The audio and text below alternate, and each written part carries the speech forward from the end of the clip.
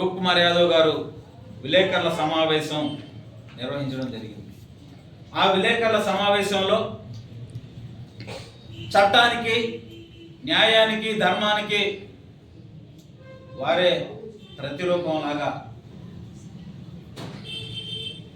రకరకాల కథనాలు ప్రచురిస్తూ ఉన్నారు. ఏదో కుట్ర జరుగుతూ ఉందన్నారు. అదంతా అవాస్తవం. చట్టం, న్యాయం, ధర్మం తెలియని వాళ్ళు ఏదేదో మాట్లాడుతూ ఉన్నారు.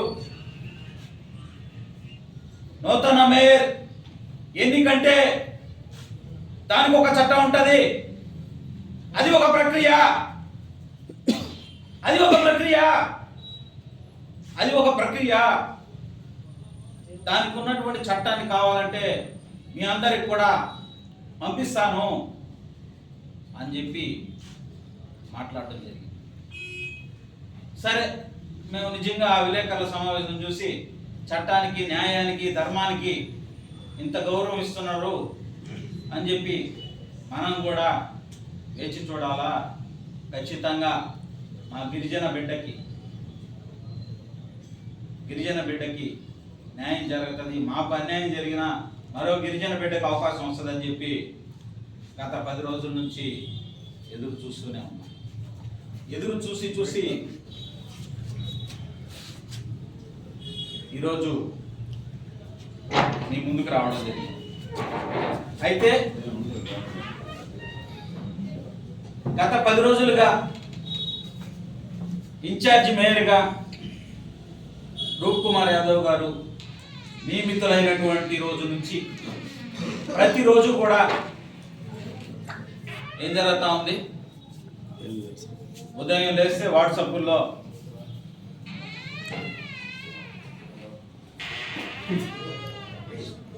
ఇదే పని. ఇన్ఛార్జ్ మేయర్ ఎందుకు? ఇన్ఛార్జ్ మేయర్ ఎందుకు? దీనికేనా? ఉదయం లేస్తే ఒక ప్రధానమంత్రి గారు, హోంమంత్రి అమిత్ షా గారు తప్ప మిగతా అందరి దగ్గరికి ఇదే పని గత 10 రోజుల నుంచి. ఎందుకు అని అడుగుతా ఉన్నా. మేము మాట్లాడింది వాస్తవం కాదా అని అడుగుతా ఉన్నా.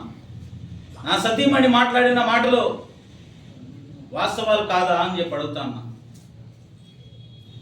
చట్టం, న్యాయం, ధర్మం తెలిసినటువంటి ఆ 4వ సింహాన్ని అడుగుతా ఉన్నా. ఇదేనా చట్టం? ఇదేనా మీకు తెలిసిన చట్టం, ధర్మం, న్యాయం? ప్రక్రియ ఇదేనా అడుగుతా ఉన్నా. ఆ ప్రక్రియ ఇదేనా అని అడుగుతా ఉన్నా. ఈ సందర్భంగా ఒక ముఖ్యమైనటువంటి విషయాన్ని నెల్లూరు నగర ప్రజల దృష్టికి తీసుకొస్తున్నా. ఇదే ఆంధ్రప్రదేశ్ రాష్ట్రంలో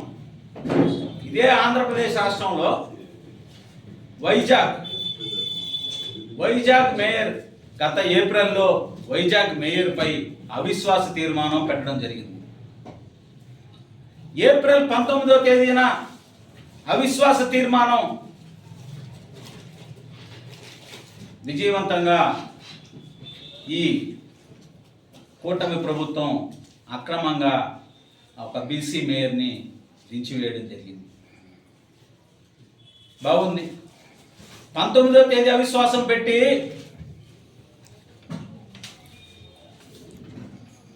19వ తేదీ, నేను చెప్పేది కాదు, ఇది ఆంధ్రప్రదేశ్ రాష్ట్రంలోనే ప్రధానమైనటువంటి వైజాగ్ మేయర్ స్థానాన్ని 19వ తేదీ అవిశ్వాసం పెట్టి 8వ తేదీన మేయర్ ఎన్నిక అని చెప్పి, ఎన్నో తేదీ? 28వ తేదీ. 19వ తేదీ అవిశ్వాసం పెట్టి మేయర్ని దించేస్తే 23వ తేదీ ఉత్తర్వులు ఇచ్చారు. 3 రోజుల మధ్యలో గ్యాప్ ఉంది అంతే. 19వ తేదీకి 23వ తేదీ, 28వ తేదీ ఎన్నిక. 28వ తేదీ ఎన్నిక కోసం మేయర్ కుర్చీ ఎదురుచూపు. ఇది ఎక్కడో జరగల, పక్క రాష్ట్రంలో కూడా జరగల, తెలంగాణలో కూడా కాదు, మన ఆంధ్రప్రదేశ్ రాష్ట్రం అదే చట్టం, అదే న్యాయం, అదే ధర్మం, అదే ముఖ్యమంత్రి, అదే మున్సిపల్ శాఖ మంత్రి ఉన్నటువంటి ఒకే రాష్ట్రం. నెల్లూరు నగర ప్రజల్ని, విద్యావంతుల్ని, రాజకీయ విశ్లేషకుల్ని, రాజకీయ పార్టీని, దళిత గిరిజన బిడ్డల్ని ఆలోచన చేయమని చెప్పి కోరుతా ఉన్నా. ఇది నేను చెప్పేది కాదు, వైజాగ్లో గత 2-3 నెలల క్రితం జరిగినటువంటి విషయం, గత ఏప్రిల్లో జరిగినటువంటి విషయం. 19వ తేదీ అవిశ్వాసం పెడితే 28వ తేదీ నూతన మేయర్ని ఎన్నిక కావడం జరిగింది. అయితే అదే రాష్ట్రం, అదే చట్టం అమల్లో ఉన్నటువంటి నెల్లూరు జిల్లాలో నెల్లూరు నగర మేయర్ డాక్టర్ బాబాసాహెబ్ అంబేద్కర్ గారు రాసినటువంటి రాజ్యాంగం ప్రకారం ఒక గిరిజన బిడ్డకి వచ్చినటువంటి అవకాశాన్ని అక్రమంగా, అన్యాయంగా, దుర్మార్గంగా, అనైతికంగా తొలగించినటువంటి ఈ ప్రభుత్వం వైజాగ్లో 10 రోజుల్లో నూతన మేయర్ని ఎన్నుకుంటే 14వ తేదీ నెల్లూరులో మేయర్ రాజీనామా సమర్పిస్తే 18వ తేదీ ఇక్కడ కూడా తూతూ మంత్రంగా ఆ ప్రాసెస్ జరిగింది. అయినా ఈరోజు 27వ తేదీ. ఇంతవరకు మరో మా గిరిజన బిడ్డకి ఎందుకు అవకాశం కల్పించలేదు అని అడుగుతా ఉన్నా ఈ కూటమి ప్రభుత్వ పెద్దల్ని. ఎందుకు అని అడుగుతా ఉన్నా ఈ కూటమి ప్రభుత్వ పెద్దల్ని. న్యాయం, ధర్మం మారుపేరైనటువంటి ఆ 4వ సింహాన్ని ఎందుకు ఈ కుర్చీ కోసం ఈ పాకులాట అని అడుగుతా ఉన్నా.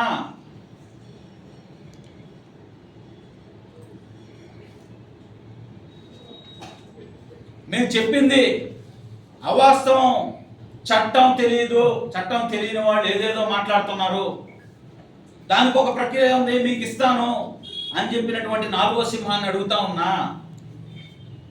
నిజంగా మీకు నైతికత ఉంటే తక్షణం మా గిరిజన బిడ్డలు 2 ఉన్నారు, ఇంకా మా సత్యమణిని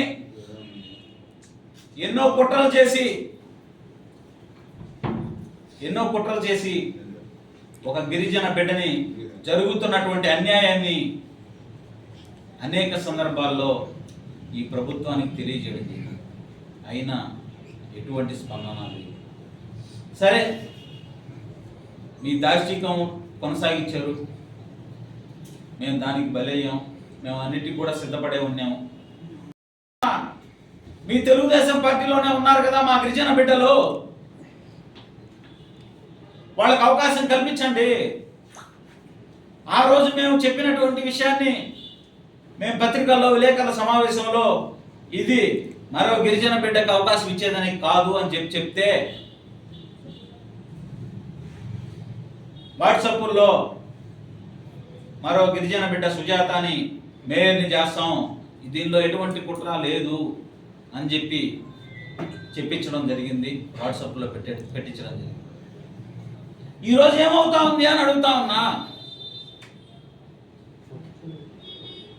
దయచేసి ఈ రాష్ట్ర ప్రభుత్వాన్ని నేను డిమాండ్ చేస్తా ఉన్నా, వెంటనే నూతన మేయర్ ఎన్నికకు నోటిఫికేషన్ విడుదల చేయాలి.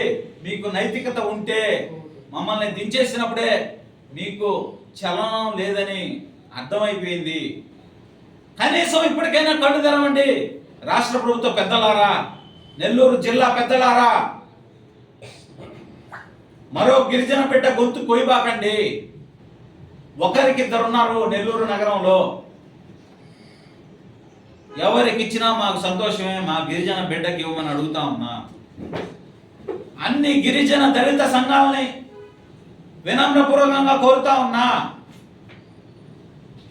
మీకు వైజాగ్లో జరిగినటువంటి సంఘటన ఈ విలేకరుల సమావేశం ద్వారా తెలియజేస్తున్నా, మీ ముందుకు తీసుకొస్తున్నా, మరో గిరిజన బిడ్డకి అవకాశం కల్పించమని కోరవలసినటువంటి అవసరం ఉంది అని చెప్పి కోరుతున్నా. డాక్టర్ బాబాసాహెబ్ అంబేద్కర్ గారు మనకిచ్చినటువంటి హక్కు ఇది ఎవరో భిక్ష కాదు. అంబేద్కర్ గారు రాసినటువంటి రాజ్యాంగం వల్ల మనకు వచ్చినటువంటి హక్కు మా గిరిజన బిడ్డలకి కల్పించమని చెప్పి దళిత గిరిజన సంఘాలు ప్రభుత్వాన్ని డిమాండ్ చేయాల్సినటువంటి అవసరం ఉంది అని చెప్పి సందర్భంగా కోరుతూ ఉన్నా. నేను కూడా త్వరలో ఈ ప్రక్రియ ఏదైతే ఉందో, ఈ కుట్ర ప్రక్రియ ఏదైతే ఉందో దాని మీద ఉద్యమం చేయడానికి సిద్ధంగా. వైజాగ్లో జరిగింది, నెల్లూరులో ఎందుకు జరగదు అని అడుగుతా ఉన్నా. ఇక్కడ గిరిజన బిడ్డ ఉండడమే తప్ప అని అడుగుతా ఉన్నా. ఆ సీటు నెల్లూరు నగర ప్రథమ పౌరురాలు స్థానంలో ఒక గిరిజన బిడ్డ ఉండడం ఈ కూటమి ప్రభుత్వానికి కంటగింపుగా ఉందా అని అడుగుతా ఉన్నా. ఈ కూటమి పెద్దలకు కంటగింపుగా ఉందా అని అడుగుతా ఉన్నా. మేల్కోండి. ఇప్పటికే మా దళిత గిరిజన బిడ్డలు మా విషయంలో జరిగినటువంటి అన్యాయానికి ఖండిస్తూ ఉన్నారు. ఇప్పటికైనా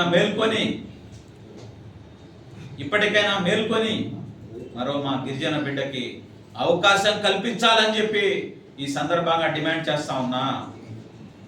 అన్ని రాజకీయ పార్టీలను కూడా కోరుతా ఉన్నా. రాజ్యాంగ విరుద్ధంగా జరుగుతున్నటువంటి ఈ ప్రక్రియని ఖండించమని కోరుతా ఉన్నా. అందరూ కలుగు చేసుకోవాలి, విఘ్నులు విద్యావంతులు అందరూ కూడా అని చెప్పి కోరుతా ఉన్నా. ప్రభుత్వం కానీ వెంటనే నోటిఫికేషన్ ఇవ్వకపోతే నూతన మేయర్కి భారీ ఉద్యమానికి శ్రీకారం చుడతామని చెప్పి ఈ సందర్భంగా హెచ్చరిస్తా ఉన్నాం.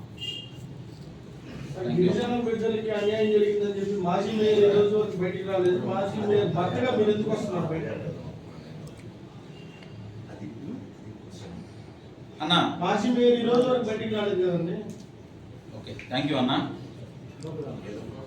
మేయర్ గారు కూడా తప్పకుండా మీ సూచనల మేరకు, మాజీ మేయర్ అన్న, మాజీ మేయర్ గారు కూడా తప్పకుండా మీ సూచనల మేరకు ఈ ఉద్యమంలో పాల్గొంటారు.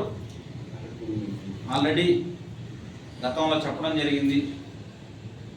అంటే దాన్ని కూడా మీరు సానుభూతి పొందడానికి అయితే కాదు. ఇక్కడ నేను గిరిజన బిడ్డ అని చెప్తున్నది కూడా నేను రాజకీయ కోణం కాదు. నాకు అవకాశం రావటం వల్ల ఒక్క నిమిషం నా ఆన్సర్ కంప్లీట్ అయిపోతే ప్లీజ్. మీరు అడిగిన ప్రతిదానికి నేను సమాధానం చెప్తాను. గిరిజన బిడ్డకి అని నేను రాజకీయంగా ఏం చెప్పడం లేదు. మరో గిరిజన మాకేం అవకాశం కాదు, ఇది మరో గిరిజన బిడ్డకి అవకాశం ఇవ్వమని చెప్తా ఉన్నా. ఖచ్చితంగా రాబోయే రోజుల్లో జరగబోయేటువంటి ఉద్యమంలో మాజీ మేయర్ గారు పాల్గొంటారు. వారి ఆలోచనల ప్రకారమే నేను ఈరోజు మీ ముందుకు రావడం జరిగింది. ఆమె ఎందుకు రాలేకపోతున్నదంటే గతంలో మీకు చెప్పడం జరిగింది. 3వ నెల నా బిడ్డకి 3వ నెల జరుగుతూ ఉంది. అమ్మగారింటికి ఆమె వెళ్ళడం జరిగింది. 3వ నెల ఈరోజు వాళ్ళ ఇంటి దగ్గర ఉంది. ఖచ్చితంగా ఈరోజు రేపు ఆమె నెల్లూరుకు చేరుకుంటారు. ఖచ్చితంగా గిరిజనులపై జరుగుతున్నటువంటి అన్యాయాలపైన, నగరపాలక సంస్థలో జరుగుతున్నటువంటి అన్యాయాలపైన మాజీ మేయర్ శ్రవంతి గారు కూడా గళం విప్పుతారని చెప్పి ఈ సందర్భంగా తెలియజేస్తున్నారు. నా పేరు చంద్ర అండి, లిమ్రా టీవీ. నేను ఒకటే మాట్లాడుతున్నాను మిమ్మల్ని. మీరు కూటమి ప్రభుత్వం మీద పోరాటమా లేకపోతే శ్రీధర్ రెడ్డి మీద పోరాటమా అని మీరు చెప్పాలని నేను కోరుకుంటున్నాను. ఇంకోటి, మీరు చాలాసార్లు చెప్పారు శ్రీధర్ రెడ్డి మాకు మంచి స్థాయిని కల్పించాడు, ఒక మంచి పదవిని ఇచ్చాడు అని మీరు చాలాసార్లు చెప్పారు కదా. అటువంటి మంచి పదవి పొందిన వాళ్ళు మీకు ఏం అన్యాయం జరిగిందని చెప్పి మీరు పోరాటం చేస్తున్నారు. ఎన్నో నెలల నుంచి శ్రీధర్ రెడ్డి అంటే ఆయన మీదే ఫోకస్. అంటే ఆయన మంత్రి పదవి రాకూడదనే ఏమైనా ప్లాన్ చేస్తున్నారా?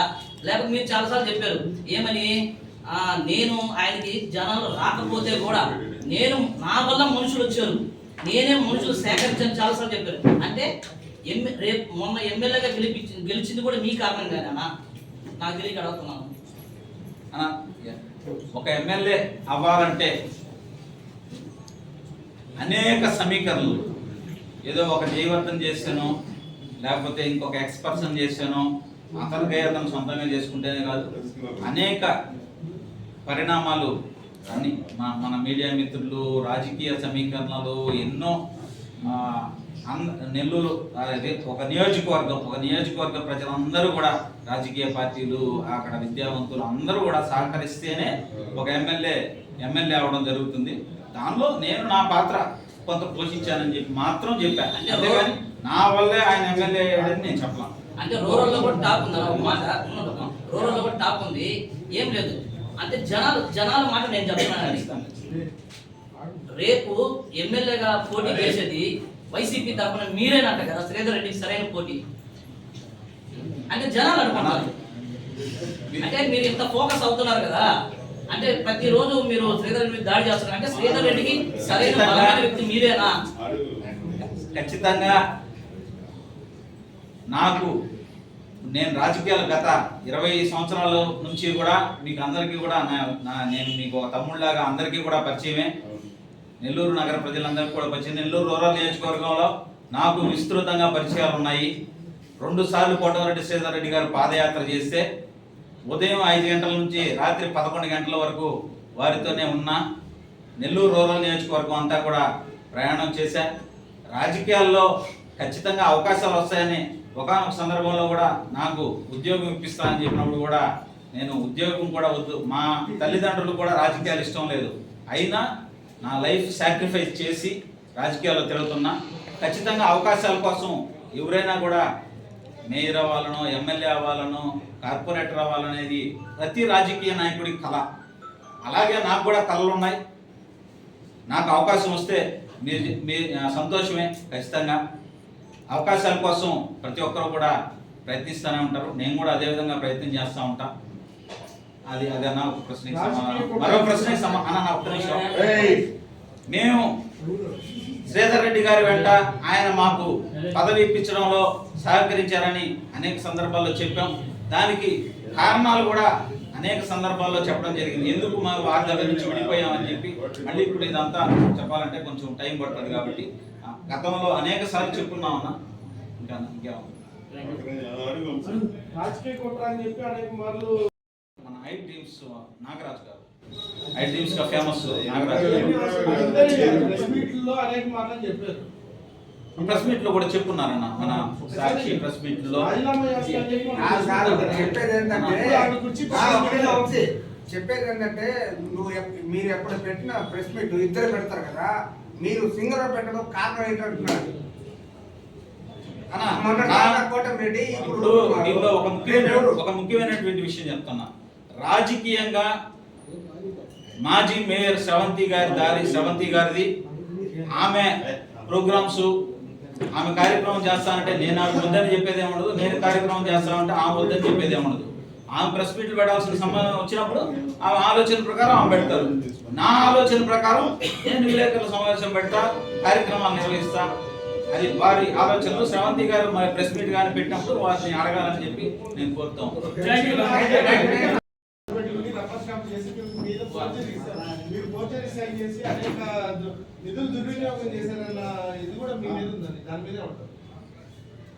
నేను గతంలోనే